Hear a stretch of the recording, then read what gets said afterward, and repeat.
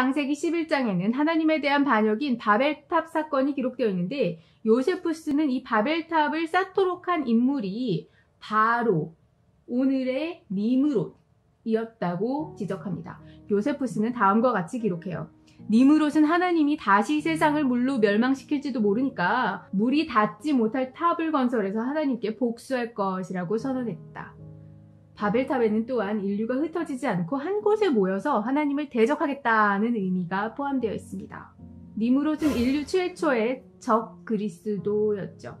향후 나폴레옹, 히틀러, 스탈린 같은 적 그리스도들의 모형들이 등장하다가 말세에 적 그리스도가 등장한다고 성경에 예언되어 있습니다.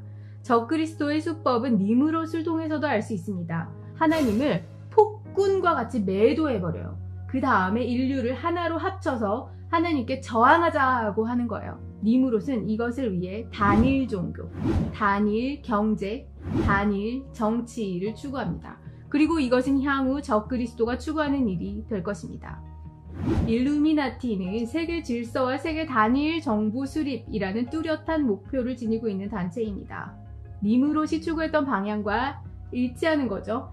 세계 교회 협의회, 즉 WCC라는 단체는 현재 활발히 세계 종교 통합 운동을 벌이고 있습니다. 종교 통합한다는 게 뭔가요? 이것 역시 성경을 따르지 않는 적 그리스도의 길인 것입니다. 하나님께서는 인간의 언어를 혼잡하게 하셔서 바벨탑 건축을 막으셨죠. 사람들 사이에 언어가 통하지 않게 되자 바벨탑을 짓는 것은 자연스레 무산이 되었고, 향후 사람들은 언어가 통하는 사람들끼리 무리지어 세상에 흩어지게 되었습니다.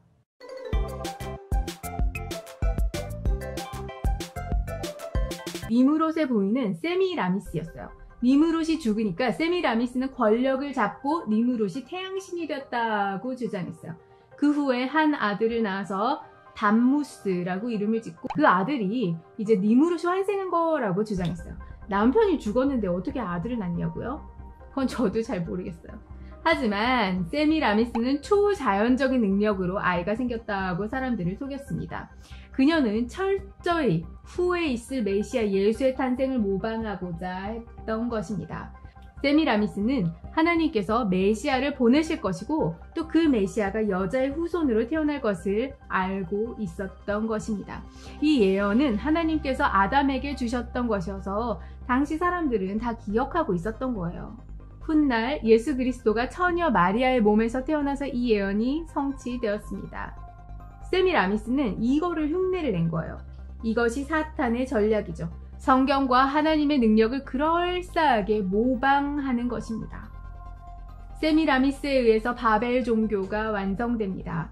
여신인 세미라미스, 그리고 주신인 니므롯의 환생인 아이 담무스를 섬기는 모자신을 지닌 종교였어요. 그들의 아이콘은 세미라미스가 담무스를 안고 있는 모습이었어요. 당시 나라는 하나였고 전 인류는 니므롯 그리고 세미라미스의 영향력 하에 있었습니다. 그리고 그 후에 언어 혼잡으로 인해서 인류가 전 세계로 흩어지게 되잖아요. 사람들이 흩어질 때 이 모자신의 아이콘을 가지고 전 세계에 흩어지게 되는 것입니다. 바벨탑은 무너졌지만 니므롯과 세미라미스가 만든 이 바벨 종교는 전 세계에 흩어져서 여러 이방 종교의 뿌리가 된 것입니다. 어머니 여신이 수메르 사람에게는 이난나로, 가나안 지역에서는 아스다롯으로, 고대 그리스 사람에게는 아프로디테로, 그 다음에 고대 로마 사람에게는 비너스로 불렸죠. 그리고 이집트에서는 어머니가 이시스로, 그리고 그 아들이 호로스로 불리우게 됩니다. 인도에서도 모자신이 등장하고 거의 모든 지역, 거의 모든 종교에 모자신이 침투해 들어갑니다. 로마의 콘스탄티누스 1세는 313년에 밀라노 칙령으로 기독교를 로마의 정식 종교로 인정합니다. 이렇게 기독교를 국교로 인정한 로마에서는 많은 이교도인들을 신자로 포함시키고 기독교를 세계 종교로 발전시키고자 했습니다. 그런데 많은 이교도들이 어머니 여신 숭배에 대한 집착이 너무 강했던 거예요. 버릴 수가 없는 거예요, 그 어머니를. 이에 당시 로마 카톨릭 지도자들은 어머니 여신을 마리아라고 하는 이유로, 그리고 담무스를 예수로 대체시켜서 경배하도록 허락했던 것입니다. 마리아에 대한 예배는 431년 에페소 회의에서 공식적인 교리로 채택된 것입니다. 여러분, 마돈나를 네이버 사전에서 검색하면 가톨릭 성모 마리아를 달리 부르는 말로 되어 있습니다. 신격화된 니무롯은 바알로 불렸고 그의 부인은 바알의 부인이라는 뜻인 바알티로 불렸어요. 이는 라틴어로 메아 도미나이고 이를 이탈리아로 표현하면 마돈나인 것입니다. 바벨 종교는 여러 상징들을 낳았어요. 사람들은 니무롯을 태양신 곧 바알로 믿었고 그를 불, 물고기, 나무, 기둥 등 여러 동물 등의 상징으로 표현했습니다. 그리고 금송아지는 바로 태양신의 아들인 담무스의 상징이었죠. 제가 니무롯의 상징이 남근을 형상으로 한 기둥이라고 말씀드렸는데 이 기둥은 흔히 오벨리스크로 잘 알려져 있습니다. 워싱턴 DC, 이집트, 성 베드로 성당에 있는 오벨리스크 등은 유명하죠. 이 오벨리스크가 니무롯으로까지 거슬러 올라간다는 사실을 아시는 분들은 많지 않으실 것입니다. 태양신 숭배의 원조가 바로 니무롯이라고 할 수 있는 거예요. 기독교를 국교로 받아들인 로마 제국은 가톨릭을 이방 종교까지 포용해서 세계 종교로 발전시키고자 했습니다. 이에 전 세계에서 광범위하게 행해지던 태양신 숭배가 가톨릭 내로 유입이 되는 것입니다. 태양신 숭배는 이집트에 가서 이집트 신인 이시리스 그리고 호루스를 낳으며 더욱 발전하게 됩니다. 여러분, 이러한 태양신 숭배가 북한에도 있는 것 아시죠?